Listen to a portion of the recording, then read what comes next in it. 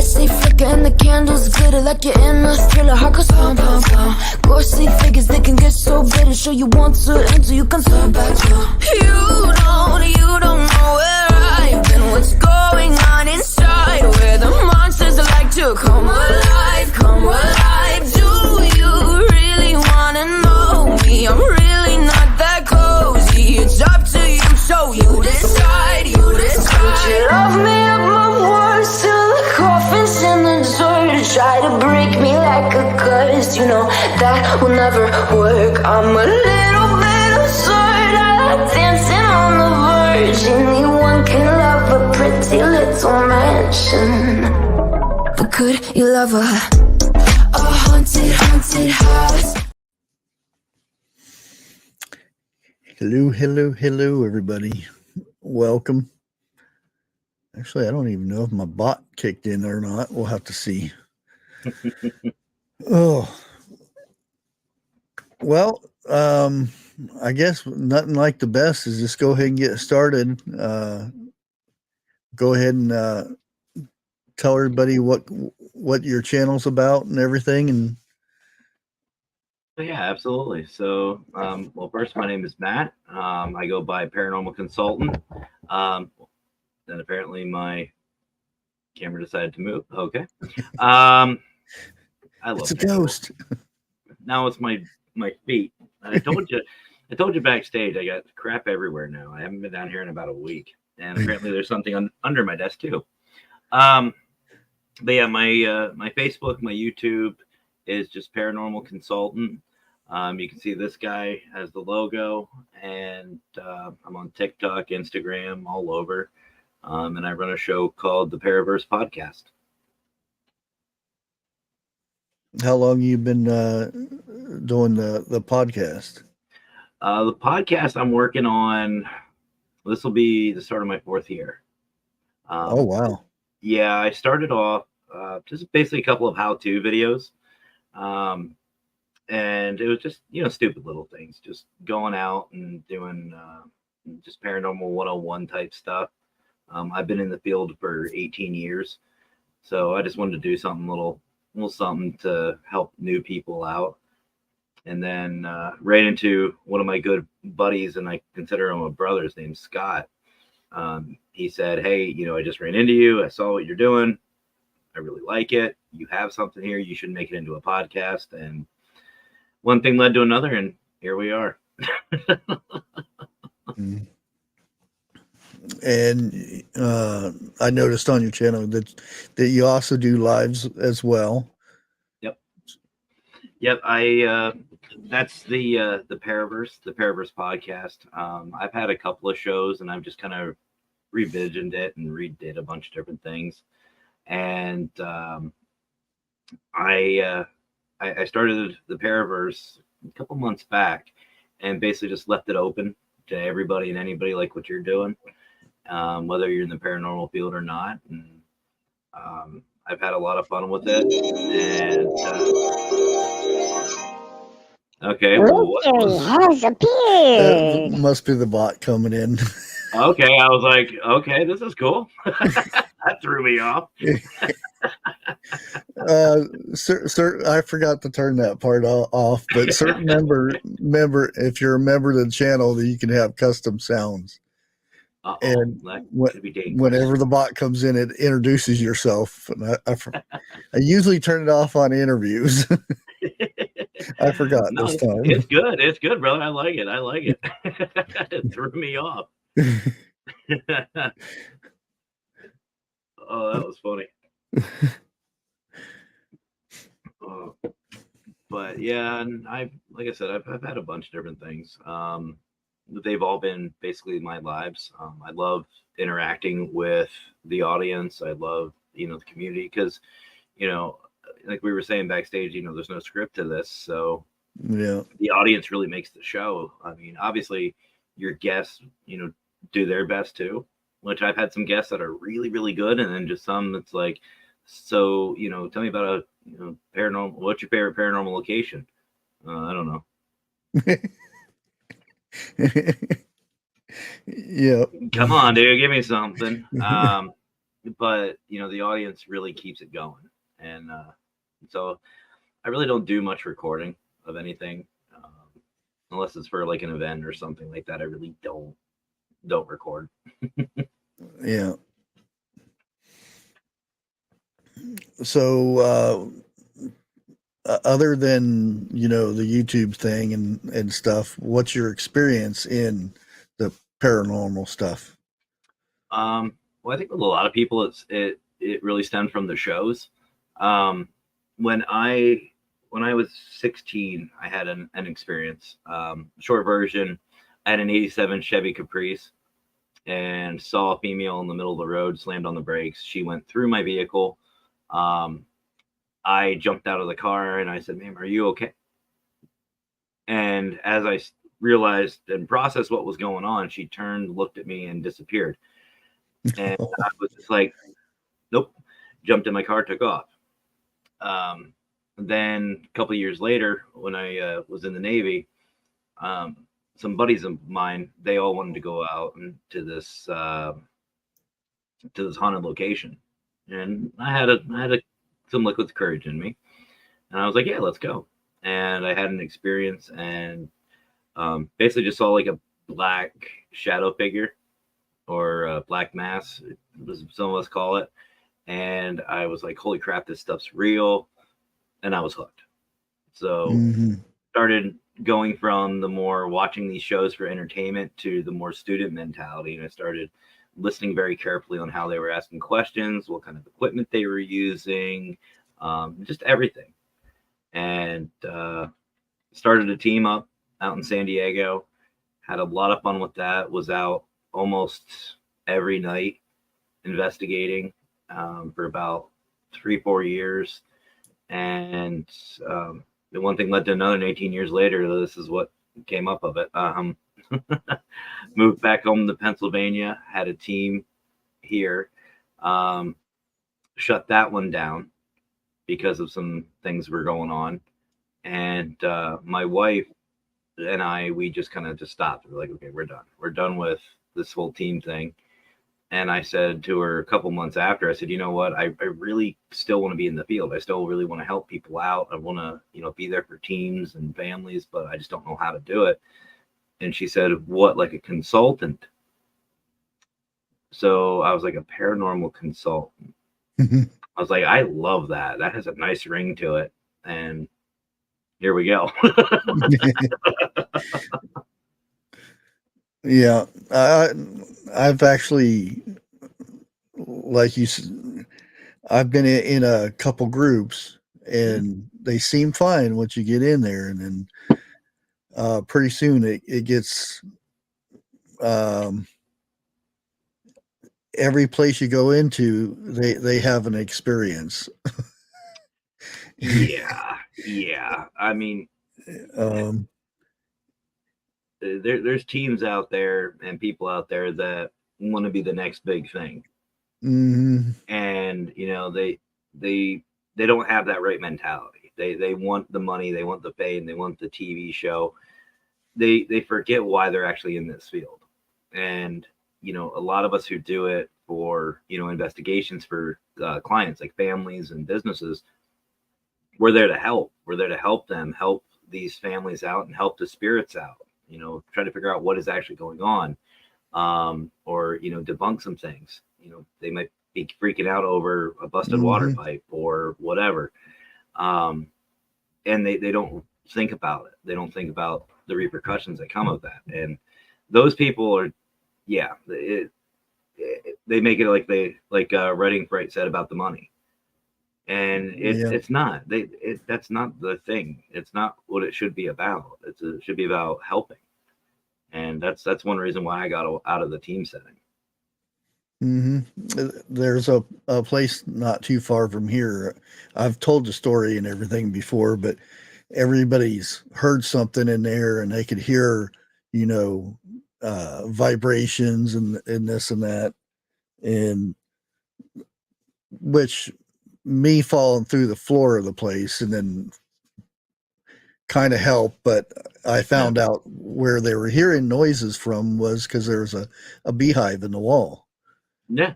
And they swore up and down, and they were documenting it, and it was on, forums and everything. They had the recordings and everything. And then whenever I brought up that it's just a beehive.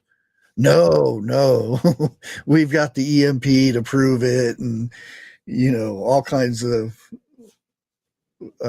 things that they seen, and they got the infrared of an image walking through this way, and it's just bees. Well, I mean, to be fair, there could have been some paranormal activity there. I don't know. I've never, investigated it, but you always have to look and to debunk. You want to find the, what's actually going on. Mm-hmm. Somebody said they heard walking throughout their house. Well, okay, well, you have loose pipes. You've got loose pipes. You've got air in them. You've got a whole bunch of different things going on that could be sound vibrations. It could be anything. But that's what's fun in this field is, you go out, and even if it's a location you've been to hundreds of times, you never know what you're going to run into that night. Yeah. And there's been times when I've actually ran into something that I couldn't explain. Not saying that it was something, but I've had, because there's a witch tale type thing in this area. It's Mary Stockham. She was reported being a witch and everything like this, but they ended up doing horrible things, cutting her head off and burning her bones, and then burying her head like way far from her grave, and all kinds of stuff. And you can get out to the graveyard. You have to have a 4-wheel drive to get out there. Okay. And we were out there at 3:00 in the morning, and I put my digital recorder on top of her grave where we suspected her grave would be. And we're going around investigating and stuff. And this is out, there's no houses for miles. Okay. And all of a sudden we heard a big bang, and it comes from under the ground. And one of the people who was out there with us said, "Nah," and she screamed and ran. She was gone. And we ended up picking her up on the way back out because she was not having it. That's how spooky it got. And there was no, crickets or no bird sounds or anything out there. It's just quiet. I love those types of investigations. So those are the most fun. I've had everything happen to me. I've been scratched, I've been pushed, I've been bitten, I've had my name yelled in my ear. I've had equipment just go absolutely nuts for no rhyme or reason. I mean, it's a lot of fun. And I've seen full-bodied apparition. I've seen, I think, 2 or 3. I've seen partial-bodied apparitions, which is just like you see a torso walk in or a set of feet. And it gets addicting. It gets really addicting because, like I say on my show all the time, we as paranormal investigators, we have the answer to this question that a lot of people have: is there life after death? Well, yeah, obviously there is. Otherwise, who are we talking to? The big question is what happens? What happens after death? And us as investigators, that's our main job. That should be the goal, is to find out. And we need to work together to do it. And I, like you said, you used to watch the shows and everything. I did too, until some of the shows were getting just ridiculous. every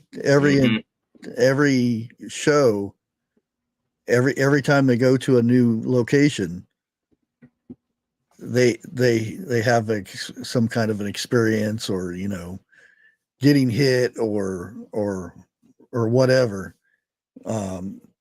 Now some people say it's very boring when these people go, and I'll use ghost hunters, they'll go and they really don't get any readings or anything, and it's still an episode, and people get upset because they don't hear anything or they don't encounter anything. And that's the way it is. You could go 20 different places and only have one minor experience. Absolutely. And it's funny you bring up ghost hunters, because one of the guys I work very closely with, his name is Brian John Laverty. He runs a couple different other things above me here and that I'm affiliated with. And we did an episode together last year, almost 2 years ago, I think. It was called Women Investigate 2. We did just a show we did. And we had the privilege to speak with Satori Haas, Jason's daughter. And I'll tell you, she's the most down-to-earth, relaxed, and amazing individual. She was cool, really cool, wonderful woman. She said to us that we only see about half hour, maybe an hour worth of this footage.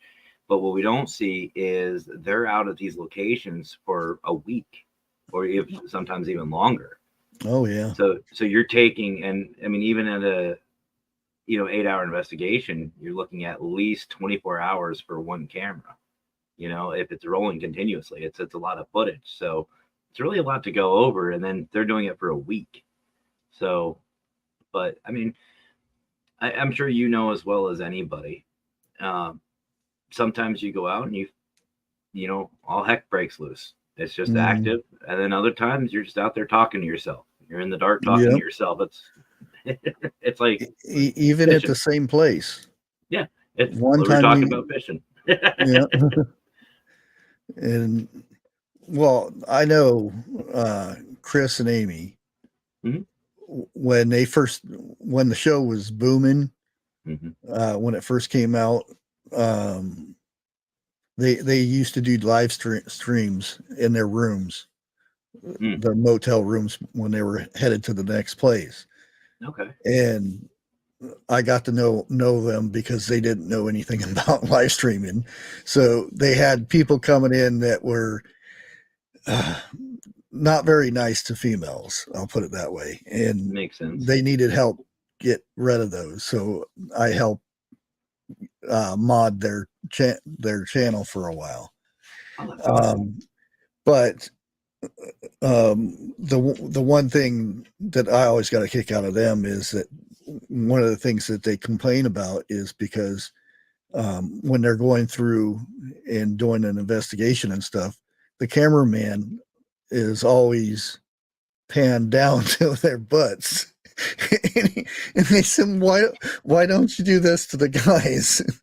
When they go back and watch it, all they see is the back end of their butts. And it's like, why? Oh, that's funny. Oh. Yeah. And I always got a kick out of that. Yeah, no. And, it's funny that, especially, like we were talking about the shows earlier, watching them, when we first starting out, we don't think about those things. We don't think about what actually goes into it and, how long it really is. And, one thing I always get asked as a consultant to these new teams, these new teams ask me all the time, what's it like to go over the evidence, or what's the worst part? The evidence. That is the number one. I hate hearing myself. I cannot stand it.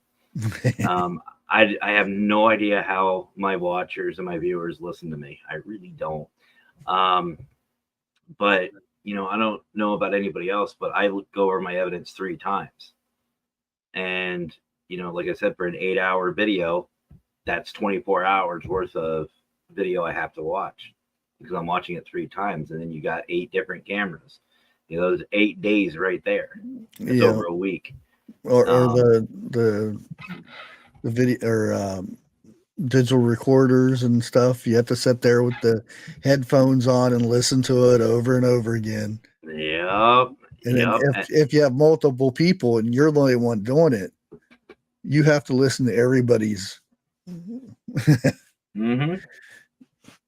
And then you always have to stop and, go back. If you think you hear something, you go back, listen to it. And that might be a 30-second clip, but you're sitting there for 20 minutes listening to the same 30-second clip.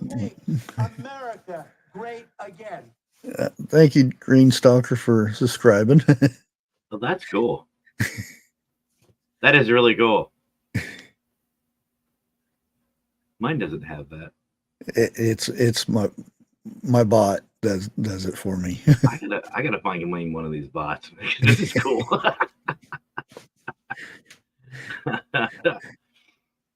I'm just shiny things, something moving. It just gets me every time.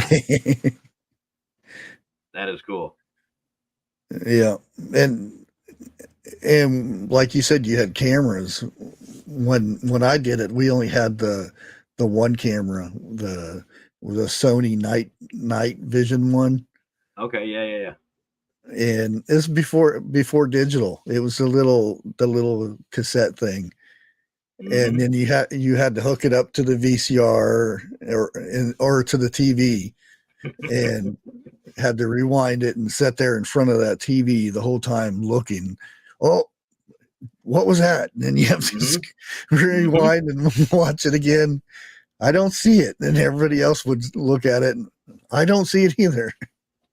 Here's one for you, brother. So when I first started out, I didn't really have a lot of money. Neither did my team. So what we did was we went to Salvation Army and stuff, and we got VHS camcorder, the big shoulder mount ones that look like, that all you'd hear is nee right in your ear as you're recording. We had cassette recorders. Now, I'm not talking the ones that fit in your pocket, the old school big boys with the handle. We had those with an external microphone. If you seen the one movie, The Conjuring, where Ed and Lorraine are walking around with all this equipment, old school equipment, that's what we look like. Not even joking. And with the old flat recorder. Yep. You put the tape in there. Oh, it's got to flip it over. Yep. That's what we did. That's how I started out in the field. And we even had Polaroids. We took Polaroid cameras with us and disposables. Went to Walmart and picked up a bunch of disposable cameras. Yeah. And it's funny with all the technology that we have anymore. I still get some of my best evidence from the old school ways. It's I don't know how, but like one of my best clips was at this old USO theater in California. We were invited out to check out. They turned it into office spaces, but they still had like the big theater for the USO and the soldiers. And I distinctly remember having a camera.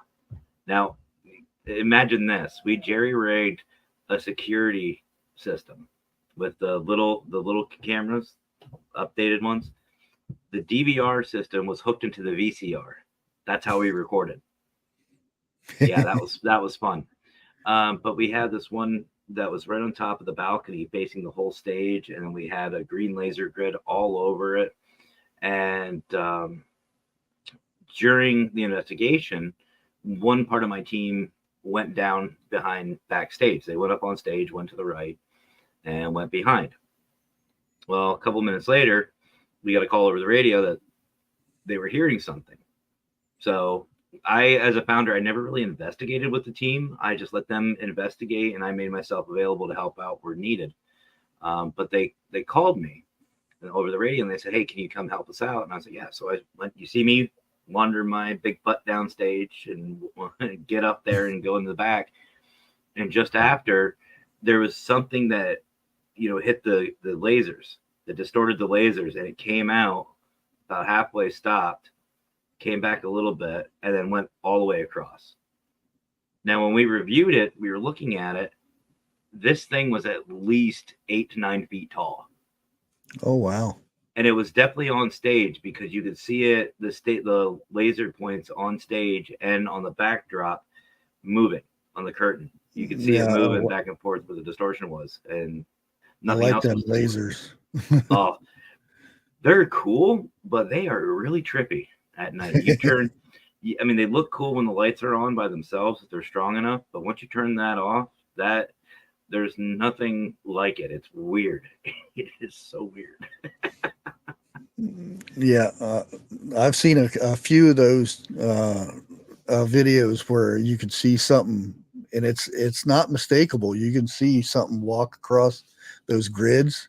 Mm-hmm. You can see it. You can see it within those lasers, and I don't see a way that somebody could fake something like that. You know. I mean, there's always a way. That's Oh and yeah. that's something that I try to tell people is if you get a piece of evidence, try to recreate it, and then if you can't recreate it, try to fake it. And if you can't fake it, you know what I mean? It's Yeah, and that's the thing with where we're at today, because it's real easy to you have filters and you have green screens and you have CGI stuff. Even if you had, well, say, Bigfoot had proof of a Bigfoot walking across your yard, mm-hmm. And you were there and everything, you seen him walking across your yard and you filmed it with your camera, probably a good 90% of the people who watched it will not believe you. Oh yeah, because of all the technology and stuff that's out there now. Well, 100%. There. I mean, look at there was the alien sightings. There was, I think it was in Texas, about a year ago. They said they had heard this family called in 911 saying that there were people in their backyard. They heard a loud bang. Las Vegas. Was it Vegas? Yeah. I thought it was Texas. My mistake. But yeah, and they had them like right behind the fence. You could see them. That was good for about what, a week, and then all of a sudden disappeared. Yeah. And then there was someone that caught apparently a Bigfoot had this dead body, and he said he's had it for years. His family's had it. It's basically an heirloom that's been basically taxidermied. I've seen it. I've seen the video of it. It's very interesting. If it's a fake, it's a really good one. But I don't think that what we have now, I don't think we'll ever have any definitive evidence of Bigfoot, alien. It could be a live stream TV, CNN, Fox, all those big names. They can do a live footage of a Bigfoot or even aliens or whatever non-human biologics they're calling them now. I don't know, whatever. But they could have a sit down with them and have a conversation, even with a spirit.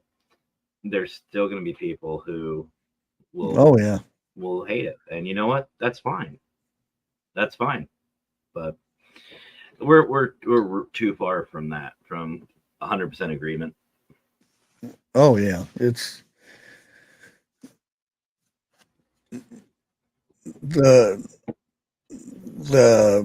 I know another creator that shows little clips and films of different things, aliens, Bigfoots, ghosts, and the whole 9 yards.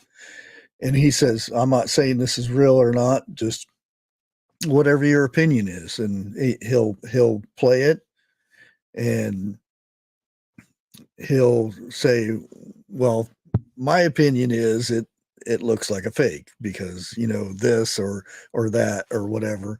And then there are some that he says, to me, it looks like it's be something real. Yeah. But this day and age, it's like it could just be a computer generated image on a screen. You don't know nowadays, and that's the thing. It's a catch-22 though, isn't it? We always need or want better technology for the cryptozoology field or for the paranormal or whatever. But the more we get more advanced, the more opportunities for fakers. And something that a lot of the groups that I hang out with and I work with, like above me, or Parapost Network, Global Ghost Hunt, and everybody, you know, we all agree the same thing that, you know, there's always going to be those people out there who just give us a bad name, and they're the ones who fake. You know, that's a huge debate in our field, is the fakers versus the real investigators.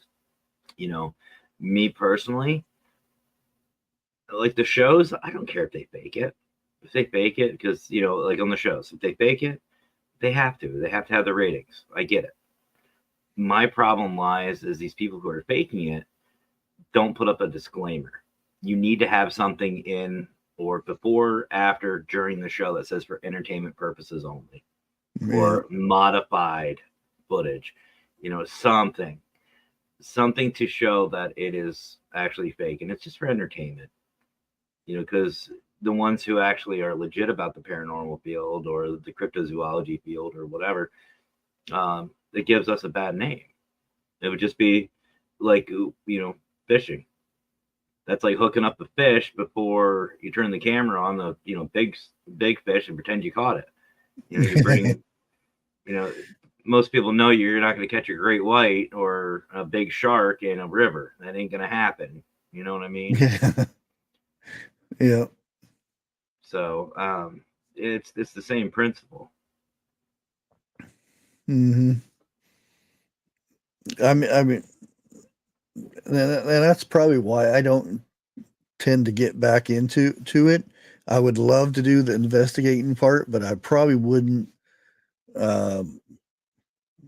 document it like I did before. You know, put the videos up online and go through all that again, because it was there were people who believed in what normal people don't just see every day. And then there are people that no matter what information you give them, they don't believe in anything. Well, and I'll tell you the same thing I've told to a lot of people.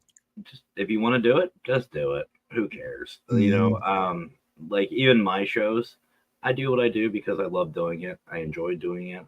You know, I couldn't care less what anybody else thinks. I'm just going to have fun with what I'm doing. And even with like the people I work with, like I said about Parapost Network and Global Ghost Hunt, I'm actually one of the admin and for Parapost, and I'm a director for the Global Ghost Hunt. And what we're about is these teams in these locations, supporting them, pushing out real paranormal. You know, no judgment about it. It just, the Global Ghost Hunt, we have 2 10-day events that's all it is. It's just celebrating real paranormal and getting these teams and these locations an opportunity to be in the spotlight, just like a TV show. They're a TV star for a couple hours, but you know, it's real paranormal and it's out there, and you just find your support network and just stick with it and just have fun. And you know, there's so much focus on the negativity about these fakers and about, you know, putting people down. Oh, well, my evidence is better than your evidence. No, it's not. Yeah. Or these people that say I'm an expert in the field. I'm going to tell you right now, if anybody says they're an expert in the paranormal field, stop listening to them immediately. There are no experts in our field. Yeah. But you know, it's all about just enjoying what you're doing.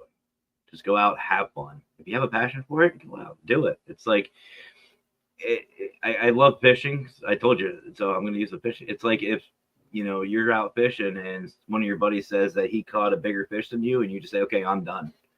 You know, I'm not fishing anymore. You caught a bigger fish. No, who does that? You know, 9 times out of 10, if my buddy does that to me, he's going into the creek or the river, wherever I'm fishing, and then I'll catch him. But you know, it's the same philosophy. So, but yeah, you or anybody else, just have fun with it. Just do what you want to do. Yeah. One of my I used to have really good videos investigating, and I would montage them together and make other videos of them, and wouldn't get hardly any views on them. And then found out that my biggest views that quadrupled all my other videos all put together was a blooper. Oh yeah. Yeah, because I walked into this old house that, and it was the one with the bees. And Okay. the story goes is it was an abusive husband that his wife had to have dinner done at a certain time every day when he got home from work. One time she didn't have it done, so they got into it, and he ended up cutting her head off and putting her head in the oven where the dinner was and everything. And the story goes, if you go out there certain times, you can smell something cooking, even though the house has been empty since he had been taken away and went to prison or whatever for it. But there's time when you go out there, you can smell something cooking. And I've been out there probably 15, 20 different times and never smelt anything. But I'm not saying it doesn't happen. And there's nothing else around there. But when I was walking through there, the floor decided, hey, we've had enough. And whoosh, I went into the basement and got it all on film and everything. And that was my number one views for a video. I'm like, really? You know, it's funny. Somebody, I forget who it was. I saw one of my good friends and another brother of mine. His name's Raymond. I saw him in chat earlier. I don't know if he's still here. I don't know if it was him or Scott that I talked about earlier, who told me to do a blooper reel of some of my investigations. And I said, if I would just post the investigation as a whole, it would be a whole blooper reel, because, you know, what you see is what you get. You know, I go out, I have fun, I enjoy it. I mean, heck, my wife and I were at Penhurst this past year for the Global Ghost Hunt, and we're walking around talking about TikTok, asking spirits, do you know about TikTok? Who's your least favorite investigator? What's the funniest moment that you guys have seen? Do you know what being TikTok trendy is? And you know, we were going around going roar like we were dinosaurs. You know, and that's what we do. We just go out and have fun. So it would be, yeah. my blooper reel is literally everything. Yeah. What kind of stuff do you have lined up for your upcoming shows or anything like that? Anything exciting? Well, I wouldn't really say exciting. I have I've actually got a show tonight. I'll just do the short version. Just like with any other field, there's a lot of politics and drama and stupidity. So I'm coming out with the truth. I'm going to be talking about some things that I've heard and said, and kind of correct a couple of things for the record. That'll be tonight, but not really that fun and exciting. It's just, but I do have, I basically don't schedule a lot of my shows. I just see who wants to come on and we just have some fun. Usually they're Wednesdays or Saturdays, and they're just random times. Or I go, it's been a thing called the mobile consultant. I'll do mobile podcasts on my phone while I'm out driving or doing whatever I'm doing. But yeah, I do a bunch of different things on that channel. Like I said, it's paranormal. It could be about really anything. I've even done some gaming on there as well. I need to get back into that. I have a whole bunch of games that I've spent money on, and I haven't played them because I don't have time. I need to make time for that. And then the only real big thing is a buddy, Raymond, actually, from Newsom Paranormal. Him and I have started a show. Well, he started a show. I'm kind of his co-host. And it's called What the Paranormal.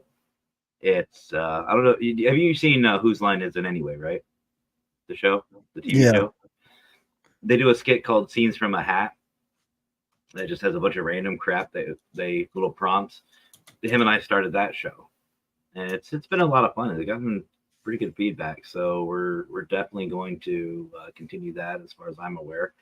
But other than that, it's just preparing for the Global Ghost Hunt for this year, and I'm really looking forward to it. We're working with the Wild West Paracon out in Tombstone, and I love Tombstone, Arizona. Oh, beautiful area. Well, there is a guy who we got in contact with actually Tombstone themselves, and the guy who runs the Paracon, and they're working with us at the Global Ghost Hunt to basically do this real big thing for the April and May event. It's the end of April. It's April 25th to May 5th. And they're doing this huge thing out there. I'm really excited to see that and to be a part of that. And we're planning that out. And me and the admin staff, we're all just really excited for all this thing. Like as soon as teams sign up, we start working with them right away and start building it up. And the other director, Brian, John, and I, we do the GGH Live, which is basically a podcast for the Global Ghost Hunt. So it's a lot of fun. It's a lot of fun, and it's really cool during the event to see these teams and these locations, because we all have bucket lists. We all have places we've wanted to investigate. Mm-hmm. Mine just gets so long after each event. It's like, crap, why didn't I go there? I want to go there now. Let's go there, and if only. Yeah, I was actually in Tombstone for about a month. Until they have a festival or a county fair, and we got enough money to leave Tombstone to go to the next area, which was Tucson. But this was when I was pretty little, but there's some really interesting stuff. Not wherever all the tourists and everybody goes on the strip there. Oh yeah. Or not even the OK Corral, which there used to be a guy inside there, a mannequin guy that you'd had to outdraw him. And I put plenty of quarters in that until I got to where I was beating him every time. I got pretty good at fast drawing. But at the other end of town, where the tourist area is, which is still supposed to have been pretty active. Mm-hmm. If you go over, there's like a gully in behind there. And it's supposed to be haunted in that back area, because there used to be stuff back in there. At nighttime, you can hear some crazy sounds. I'll put it that way. Yeah, and the people that are there are so used to it, they don't even pay attention to it. Yeah. Oh yeah, and it's funny how that happens. I guess it's just like anything else. You just get used to it. You just kind of, oh, okay, well, that's just this or that. But it was awesome. I believe it's at the October event. Yeah, it was the October event. This year, 23, we had a team investigate Boot Hill Cemetery, and they did a great job. Absolutely amazing job. And we even had a team do the Clown Motel just outside in where was it? It was outside of Vegas, I want to say. It's in Nevada, but the infamous Clown Motel, they investigated that place. That was a lot of fun to watch them do that. But yeah, I don't know. Like somebody once asked me, where's my number one here in the States? It's like anywhere. Just point me in a direction. Let's go. Yeah. I don't know. I would definitely love to go back to Tombstone just to see what it looks like now. Because when I was there, it was they had the town was kind of down below, and then they had the strip where all the tourists and the reenactments and all that stuff was? Well, I mean, I know the Paracon, they did it last year. It was really cool. We caught some footage of it, but talking with the people who are running it and the city themselves, it's going to be bigger and better next year. So, I mean, what a great time you could go. And I know there's a lot of cryptid people there too. UFO, cryptozoology. There's a lot of different people there. So it might be right up your alley. Yeah. To go check out. Give you an excuse at least. Just say it's research. And I always liked the whole story behind Tombstone and all that. Even though a lot of the movies got it all backwards and made it too stars and glamour and everything instead of what it was. Yeah, it's kind of weird because when I was in California, I was in San Diego, and Old Town San Diego was still beautiful. It was absolutely beautiful, but it's, to me, I don't want to say disrespectful, but disheartening seeing some of these old towns turn into a tourist trap. And that's what a lot of it ends up being. And I know they need to make money for it. I get it, but it's like there's a point. There's a point from historical location to circus. And that's what a lot of these places are turning into. Yep.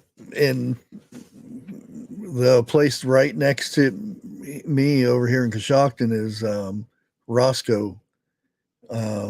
There's a lot of history there, and they rebuilt a lot of it, but because there's a lot of ghost stories and stuff involved in just this little area right there. So to bring in more tourists and stuff, they set up to make ghosts happen. That they have these wire mesh figures, because there's a lady that it's a story that every once in a while you see this lady standing out on the balcony or out on the stairs and things like that. So they made her into a wire figure to where you can see through it, and if you're driving down the road you go, oh, what is that? And you slow down and look, and then they put little things like this all over the place down there. But the story goes with her is somebody that stayed in the motel where this is located at, took her head off basically. And they found her in the well, and the one guy that they thought did it, they ended up hanging him, which they still have the tree in behind the hotel that's still sitting there, and found out that it wasn't him. after the fact. So and that's a big thing, and during this Halloween time is when they do this stuff, and they'll put a mannequin up in the tree behind and everything. That way they get all these people coming in just for the spooky stuff in Halloween time.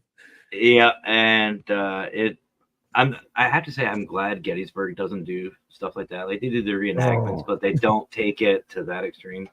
But that story sounds almost like, I don't know if you ever heard of Kate Morgan from the Hotel del Coronado in San Diego. That almost sounds like her story. So the short version is her and her husband were traveling con artists. They would go and scam people. She used to pretend to be a lady of the night, so to speak. And when she would get a customer, he would come out of nowhere, rob them, mug them, and they would do their thing. So anyway, I guess they had plans to meet in Coronado in San Diego. And she went to the Hotel Del. And for months, she waited to him because they never traveled together. They always traveled separately. And she waited and waited, and he never came. So she started wandering around the hotel and fell into this really, really deep depression. And they found her with I believe, a gunshot wound on the back steps. Now, the story is if you get Kate Morgan's room, your feet will get tickled in the middle of the night. Covers will get removed. You'll get a couple of, let's just say, sensations. She'll mess with you while you're trying to sleep. And it's one of those that's become pretty active and pretty populated or promoted. But what's really cool is you can actually see here, they have a rotunda right above the main part of the Hotel Del. It's like a big ballroom area. They've got this cupola with a balcony that just a big old wraparound. And you can see her. You can see her up on this balcony just walking around, and they've seen her throughout the hotel. I remember one of my first times I've actually seen her. I was actually down on the beach because it's right now. It's an island. Coronado is just this big island. And I saw her. I saw this woman standing up on this cupola. And I was like, oh, wow. I was like, she's in a long white dress, looked really cool, really cute. And I looked down for a second because I was walking. And I looked back up, and she's gone. So I started doing research on the hotel. And sure enough, they came up about Kate Morgan. And they had her picture. And guess who it was? So I saw. I was like, okay, yeah. So we would sometimes sit out on the Hotel Del, like right in the beach, because there's a public beach right next to the hotel. And we'd set up our cameras right up in the balcony area and just all over, with not into rooms, obviously, but, you know, in around the hotel, just to see if we would capture her, but never did. Yeah, that's weird. Oh, there's Brian. Brian finally popped in. Huntophobia. That's his main channel. That's Brian. Oh, cool. Now, have you been to an investigation, or not even an investigation, but that something scared you? So I've had a couple. Paranormal or not, because I've had a couple people. So I'm one of those guys to where if there's a dark, creepy hole somewhere or just an area that doesn't look too good, I'm the idiot that runs straight in. It's like, let's go. You know, I'm my own, punching bag. I'm the test subject. Dark cave. Well, let's see where that goes. Pretty much. Are you hearing growling in there? Yes, I am. And here I go, But there's very few things that'll actually stop me or startle me or, make me hesitate. So in my 18 years, I've done about 400 clients, homes, businesses, stuff like that. There's only 3 times to where I've ran into what I would say is a demonic. There was 2 for sure. 1, maybe. Those are the only times I've ever backed away from something. I backed away from the investigation. I was like, no, that's a safety for a lot of different reasons. We're out. We're not doing this. I really don't. I don't want to say get scared, because I know what I'm going into. I prepare myself, and that's part of the military. You always plan for the worst, hope for the best. Yeah. And, for me, it's one of those, as a paranormal investigator, if you're going to these locations, you know what you're going to run into. You're running into dark, you're running into creepiness, you're running into anything, and you have to be ready for it mentally and physically. So for me, it's more of a let's stir the pot and see what happens. I'm, if I'm pinned up against the wall, like I'm a big boy. if I'm pinned up against the wall, held off, the ground about a foot, don't help me record that crap. That's good evidence. If I'm on a ceiling fan spinning around, that's good evidence because I'm not getting up there. And I don't know. I'm my own little punching bag. I'm like, let's go.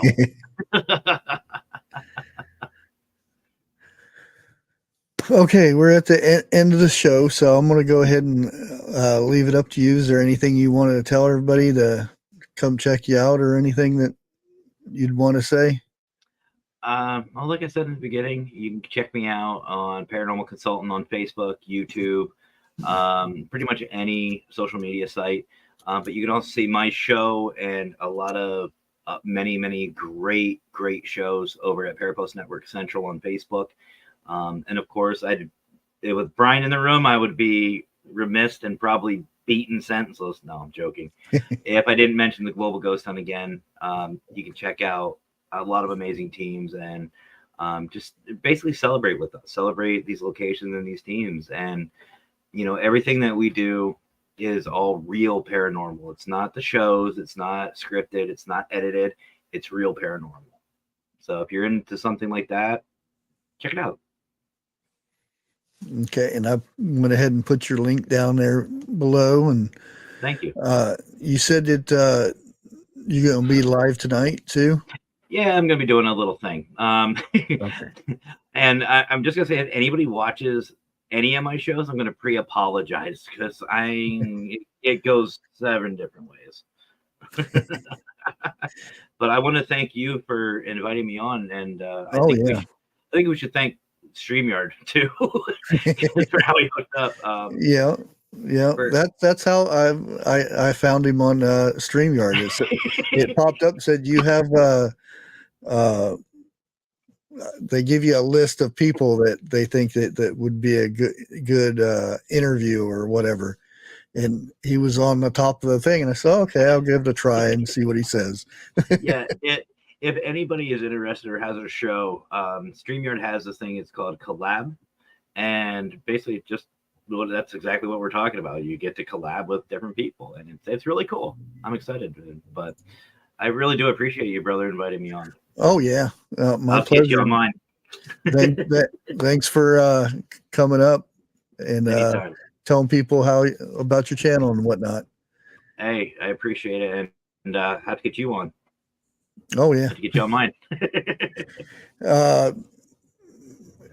We also have a Lake Ferry has a live here at 8:00 too. If anybody wants to go, I don't know if there's any mods left in chat here. Let me see if I can find her link real quick.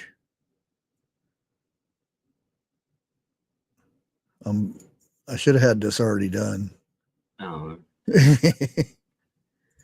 Stuff happens. Like I said, I just go with the flow with any of my shows. I never know what's going to happen. Yeah, that's why I said I tend to I don't do the script thing because it just seems like it's rehearsed and fake and everything. I rather it just go the way it is. Yeah. I'll have to check them out. But like I said, they're going to have cryptid stuff, Bigfoot, and all that kind of stuff over there. So if you want to go hang out over there, I'll catch you guys later.